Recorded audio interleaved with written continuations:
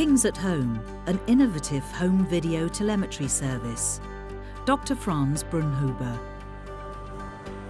Common neurological conditions such as epilepsy and sleep disorders rely on inpatient video EEG telemetry. However, this key diagnostic procedure is costly and limited to secondary and tertiary care patients.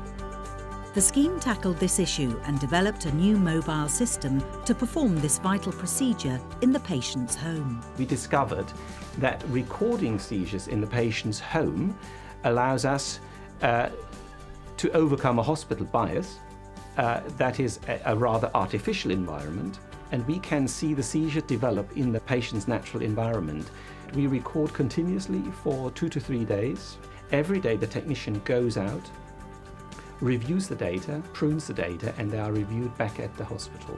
Once we realized we could provide the same quality and level of service at home, we absolutely knew this was the right thing to do. Home VT is 33% cheaper and doubles the trust's income.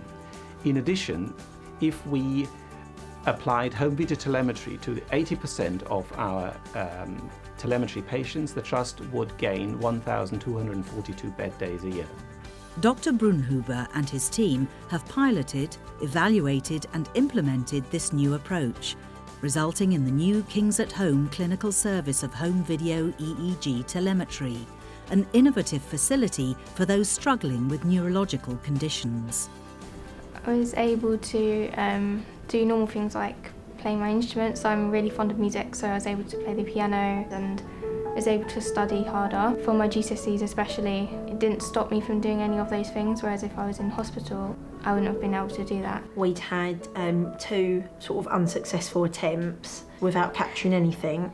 The home telemetry was suggested as a result of actually managing to capture the seizures. Grace had her surgery 13 weeks ago and has been seizure-free since then. I think it was my best Christmas present so far.